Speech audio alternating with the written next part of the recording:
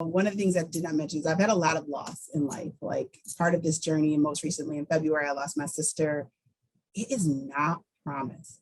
So if you are living your life for someone else, if you are living your life because of expectations you think you have to meet, you simply don't. Like it is, tomorrow could be taken away from any of us. Another pandemic could hit, the world could be shut down. We've seen some crazy things in our own lifetime. You have to live into it. You only have this one life. It's precious. Live into it.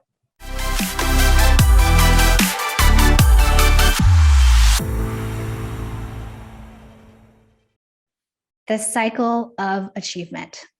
How can a boss mama break that cycle? Today, we're talking with Kristen Howard. She's an African-American and single mom to 3 boys. Kristen shares her journey to being a boss mama. She went to Howard University and then Georgetown for her law degree, and then did a corporate career, followed by being the chief of staff of Detroit Public Schools. In so many ways, Kristen was on top of her game. Big job, salary, a lot of meaningful impact, and then 2 boys, pregnant with her 3rd. But that's when life came to a screeching halt, and Kristen found herself experiencing a painful breakdown. In Boss Mamas, we talk about how these breakdowns often lead to breakthroughs and that we need to trust and listen. Kristen shares how she started to trust and listen to the universe and what lessons she was meant to learn. It sounds so woo, and Kristen shares how she started to lean into that woo and what she learned, as well as the specific steps she took to be able to stop that cycle of achieving, having to look outside for validation and instead look inside. I'm really excited for you to meet this boss mama. Kristen, so exciting to be with you. I want to start off our conversation about learning about your young Kristen, baby Kristen. What did you dream of being when you got older? So from a young age, I always thought I would be a lawyer, mostly because I was very loud, very demanding, and very argumentative. And so everyone told me you should be a lawyer. So I think that kind of for me played out in life, in school. Starting the 3rd grade, my teacher was like, you can't even sit with the rest of the class. You talk entirely too much. And so she put me in a little room, which is probably not appropriate by modern educational standards, in a little room in the back off to the side so that I would not distract the other students. And I was always finishing my work first too. So I'd be done and I'd be like chatting people up, getting to know, and she was like, no, sit in this back corner. And I was like, one day I'm gonna be great and I'm not gonna sit in this back corner. So just, that was my motivation right away. Like you're gonna go. We're gonna go and we're gonna use this talking for something. We're gonna prove people wrong if we have to. Oh my gosh, I love that prediction that you're gonna go off to do big things. You went off then, Kristen, being this great student, got good grades, and can sometimes be, I hate that teacher put you on the side, right? And you went off to Harvard, then Georgetown for law school. And tell me about, now you got the big life, you got the corporate job. What was that like? Yes, and so after school, I started at a law firm, and my decision to come to a law firm was really because it was shiny. I thought at first I might be like a civil rights lawyer. I'm going to fight for the people, but then I found out that there were these like very smart, very challenging, very highly paid corporate lawyers, and I wanted to be fancy like them, and I wanted to make money, and so I got into this pool. I get into a law firm, and it is pretty miserable, actually. There is a lot of money, but there's also a lot of work. Surprisingly, law firms are not the most diverse places, and they are not celebrating the diversity of women and women of color all the time. I know that they are consistently trying to be better, but that is not what they're known for. They're known for making money, and my law firm was very good at making money.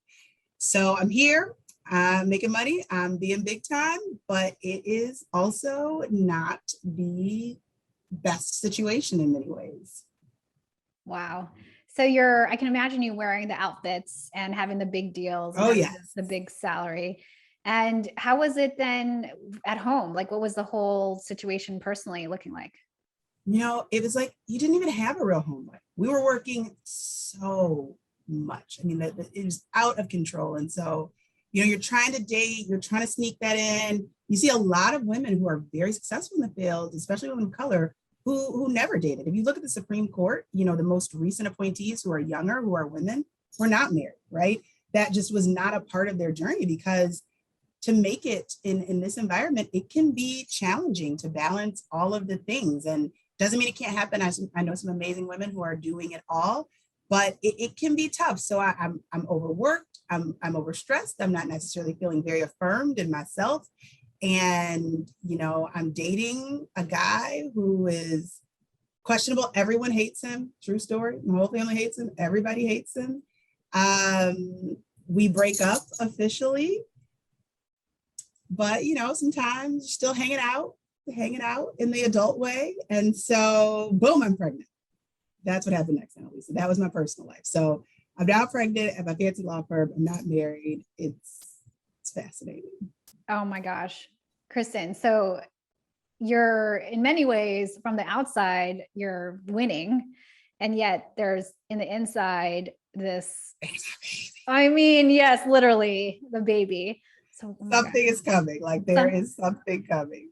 And I managed to hide it actually for 20 weeks, because you're right. It's so much of self was based in image, right? Like you're a high-powered lawyer, you're fancy. We were going to fancy parties, flying all over the world, like having fun. Did a lot of partying. Good days. Not mad about it. But I mean, it was crazy. We're working all day, partying all night. It's just not a lot of balance. And then I am pregnant and I'm like, this is not, I was raised in a small town in Michigan, fairly conservatively. And I'm like, is this what I want for my child? Do I want to deal with this kind of sketchy guy? This is not what I want. So I decided to hit the brakes and have a change of lifestyle. And so I said, let's go back to Michigan and reset and figure out what is going to be the next chapter. Whew.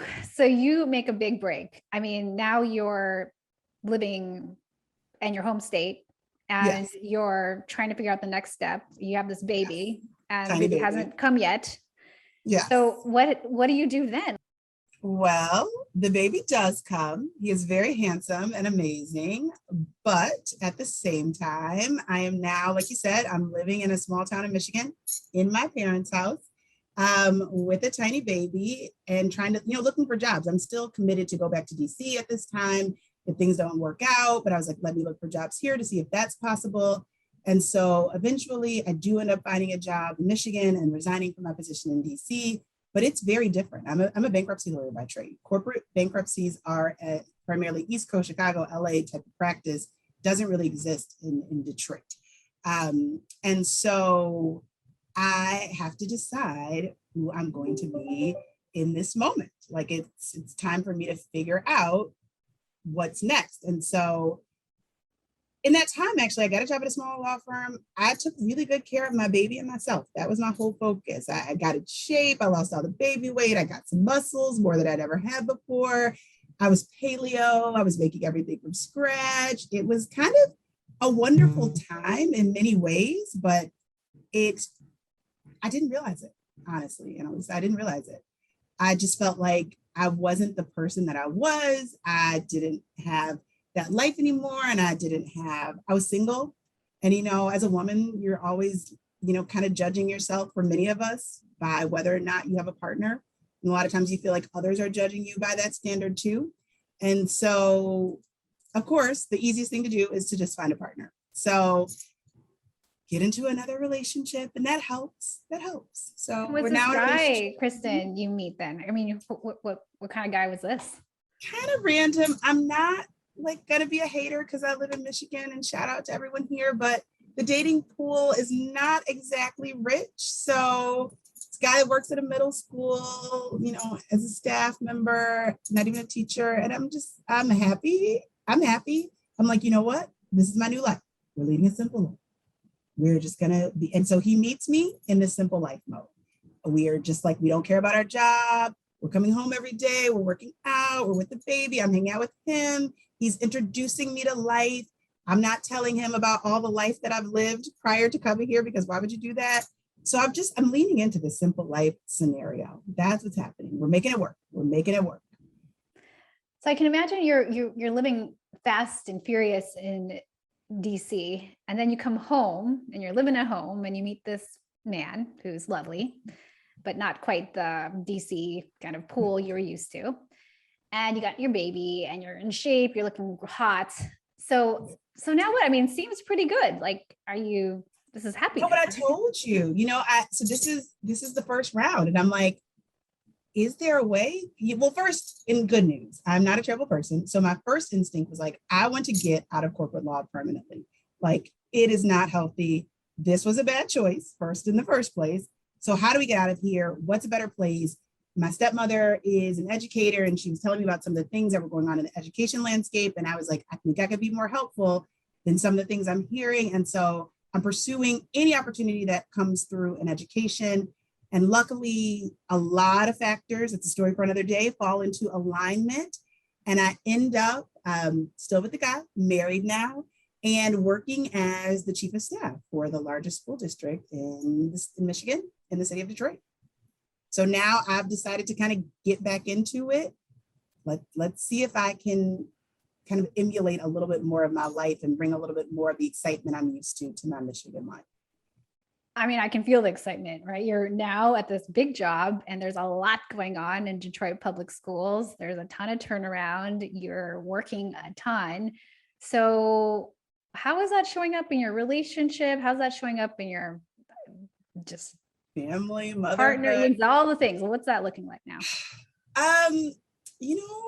So it was not showing up in the best way. I think I'm a hard worker. And, one of the things that I think any or all of us can get caught doing is leaning into the things that we know, the things that we feel like we're good at, the things that we get affirmation from, the things that people tell us we're good at, right? The reason I became a lawyer in the first place was because people told me I was good at law. And truly, if I would have explored more, I would have got an MBA, because I never wanted to be a lawyer. Actually, I want to be an executive.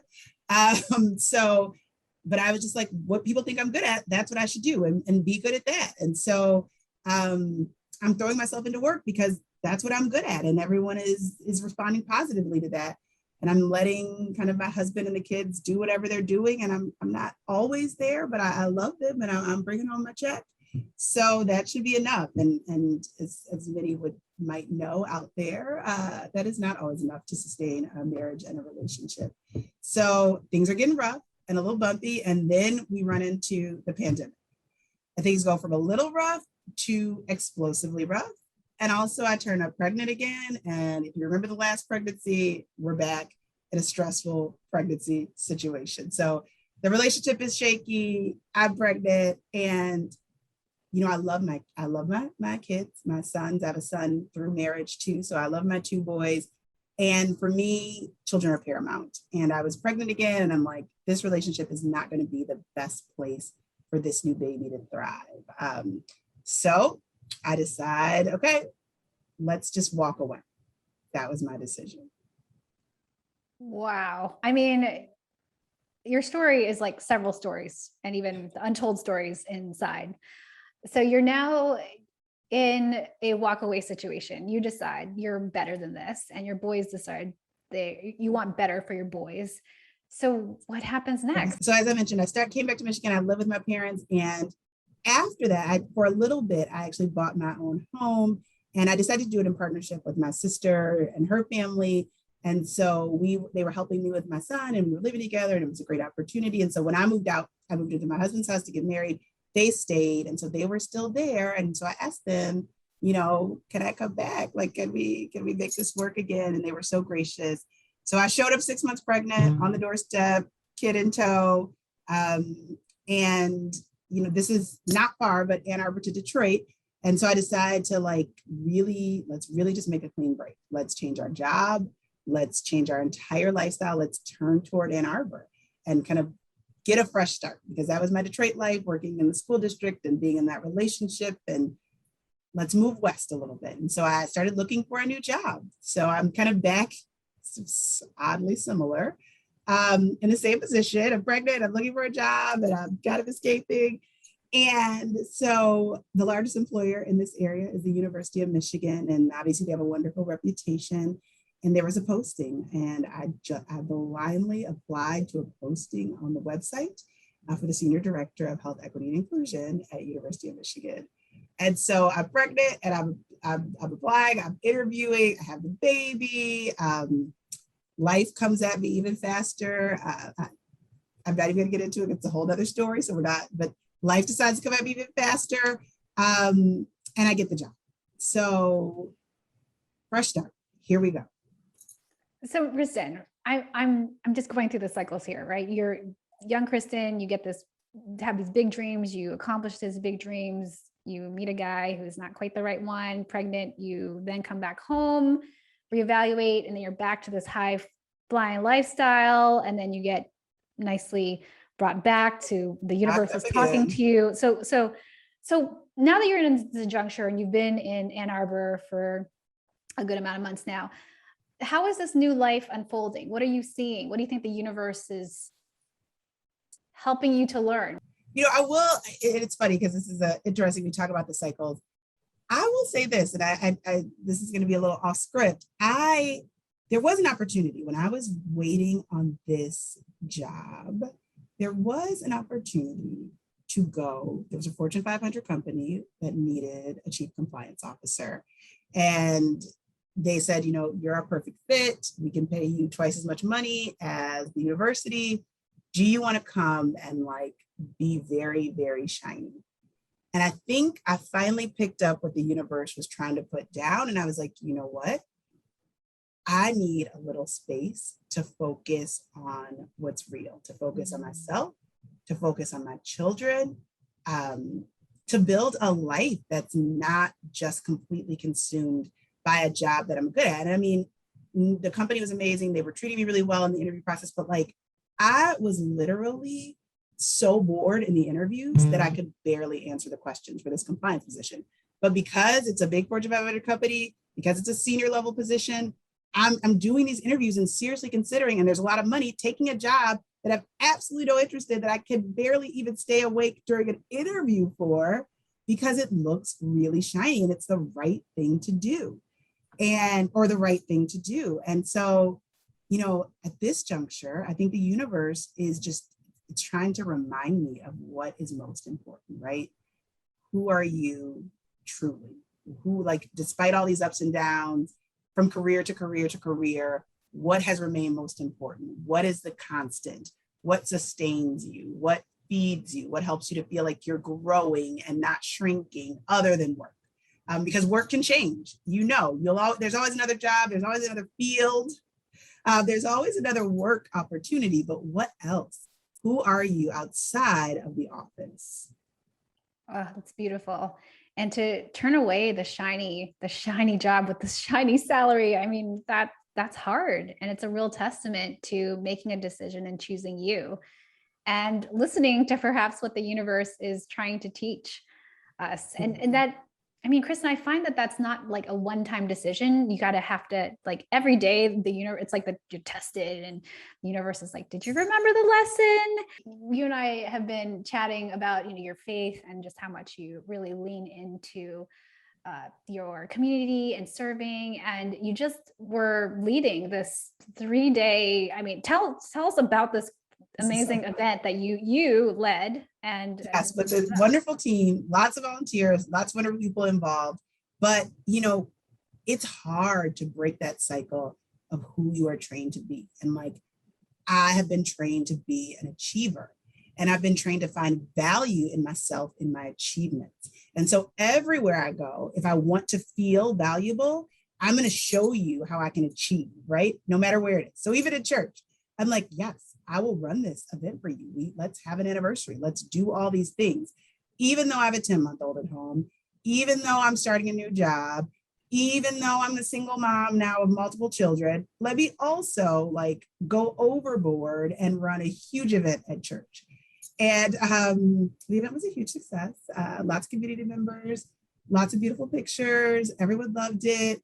But afterwards, like not even afterwards, in the event, while it's being wildly successful, I'm standing there like, I hate everything. I hate everything. I hate everyone. Why am I here? I am exhausted. I was at church on Friday for 13 hours. I was like, why is this even happening to me? Like, what have I done? And so I actually talked to you, I think either the day before, You were like, just quit.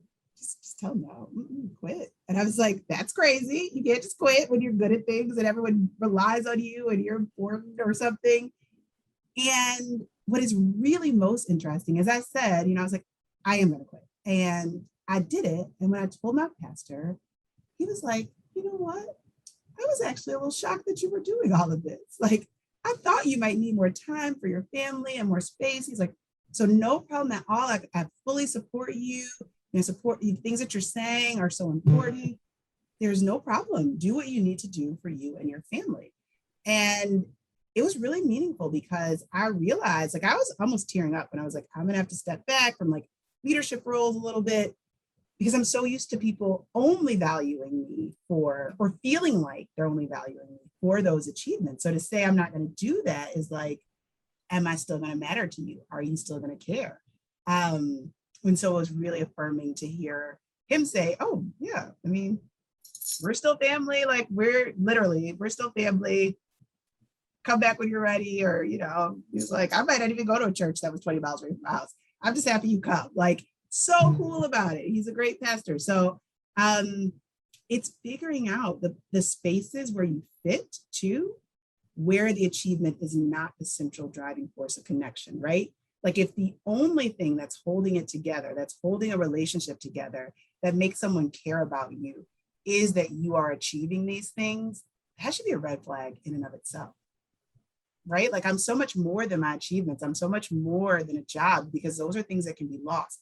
So what I'm really working on now through faith, through therapy, I'm a big believer in therapy, through therapy is like, how do I continue to affirm the person inside and be confident and whole in achieving just inner peace?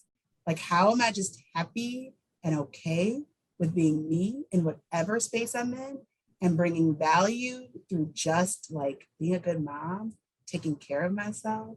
How do I do that well? Oh, so good. I just want to reiterate this point you made that it's about the you without the achievement, that you don't have to be a doing person. It's just that you're being, and that's enough. And that's actually more than enough. And the people that truly love us will get that. Because if you're having to do to earn their love, not sure that that's the right person in your community. So it's so beautiful, your pastor's response and even your own acceptance. And I know that there's also little ones watching you. So yes. Can you talk about that? I mean, it's scary. They see everything. So, my oldest son, he's 7 now. He is very much like me in a lot of ways. He's a born competitor, a fierce competitor. And, from an early age, if you asked him, like, what does it mean to work, Gabe, when he was like 1 or 2, he'd be like, I'm working, right? Like, that's what he'd like, just typing vigorously. He thinks that's all work is. I was like, you are very fortunate, kiddo. But, one day he came to me like thinking he was going to make me proud. And he says, Mommy, when I'm an adult, all I'm going to do is work. I'm not going to do, I'm going to work hard every single day, just like you. And I'm like, that's not what I want for your life. I don't want your whole life to be centered around working and going to, it's like, that's not an achievement, right? Like, not I'm going to be a great person, not I'm going to change the world. I'm just going to work. And so in that, I've been sharing more, both through the school district and even now I work in equity at the university, is like, what is meaningful about people and communities and connection? Whatever you're doing, whatever you're centered on, whatever the work is, they're going to take that in, right? If your work is about people and community, they're going to take that in. So it's so important to me to like set an example of wholeness and really wholeness and authenticity, and of being true to yourself and your calling. So good. A model of authenticity and self-love and all those things and being true to yourself. That's beautiful. And I also just want to say your point, Kristen, about you wanting for him not to be like the achiever and the hard worker, but actually just to be kind and change the world in some way and to love himself. So it's so beautiful. And you're making that move, right? Just interrupting that pattern. It's no longer hopefully going to be this roller coaster, but when you start to see the mirror. I feel like that's the secret sauce. Just don't have another baby. It'll be fine. But you're right. I think you said, and you're so right. It's not that the temptation will not come back. Like even at the university, there are 60,000 jobs here, right? Even if I stayed here, they tell you that's part of the beauty of being here. There's always an opportunity to advance, right? There's going to be another opportunity, even here, I'm sure at some point, to look at, and it's deciding, is this the best opportunity for your whole life? Not just your work life, not just your resume. What is best for your whole life? That's awesome. I love it, love it, love it. So we're going to move on to lightning round questions. Ooh. All right. Chocolate or vanilla? Chocolate. Cooking or takeout? Cooking, if you give me the time to cook, I would prefer to cook. Climb a mountain or jump from a plane? That is opt out. I don't like heights. I don't want to be on top of a mountain. There's no way. So if I have to choose, I'm going to climb this mountain. But no, I don't do heights. I'm definitely afraid of heights in every form. Have you ever worn socks with sandals? Like maybe like the athletic sandals, like before a basketball game. I used to like fake play basketball. So yes, those kind of sandals, yes. How would you rate your karaoke skills on a scale of 1 to 10, 10 being Mariah Carey? 37. Recent book you read? Someone wanted me to understand the world of romance novels because they were trying to write a romance novel. So I read a romance novel, a gangster mafia interracial romance novel. And if you don't know, these romance novels are super specific by genre. Like you can literally pick mafia, interracial, romance novel. Like that's how specific they get. So I did do that. That was the most recent book I read. What's your favorite way to practice self-care? To get outdoors. I think taking time, and summer is ending here in Michigan, but being outdoors, especially without my children, or like if they're on a jungle gym, maybe without the baby, to just like breathe. Like no computer, no laptop, put my phone down for a minute, look at the sky, feel the grass. I'm strangely, although very corporate, very crunchy, like barefoot, like feel the grass, feel the earth. That is me.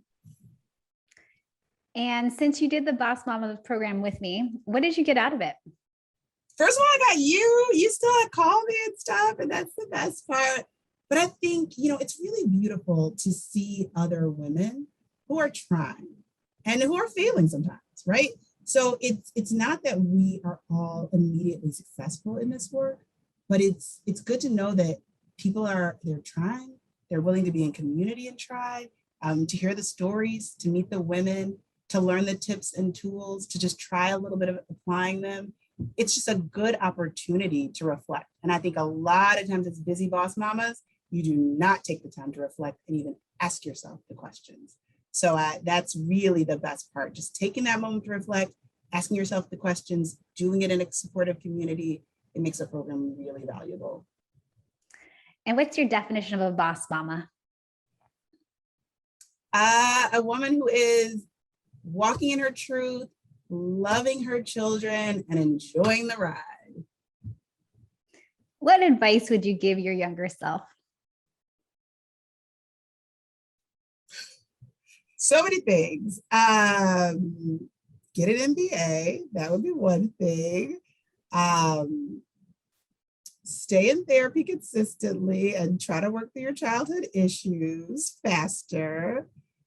Don't have children by guys that are somewhat questionable, and be more vulnerable. Be like, that is the truly part of all of this, is like really, really learn how to open up. And that's the hardest part. Like learn how to find your truth so that you're not using something else to create your truth, like achievement. Learn how to know yourself, be open to self, and open that true self up to others, so that you can get that affirmation in self from who you really are and not from who you're pretending to be. And then where can we find you, like LinkedIn or any of those? Yeah, you can find me on Twitter at Kristen_ESQ. I'm on Instagram at all Kristen, LinkedIn, Kristen Howard. I'm all around. All my pages are open. I'm an open book. So come hang out with me with pictures all the time.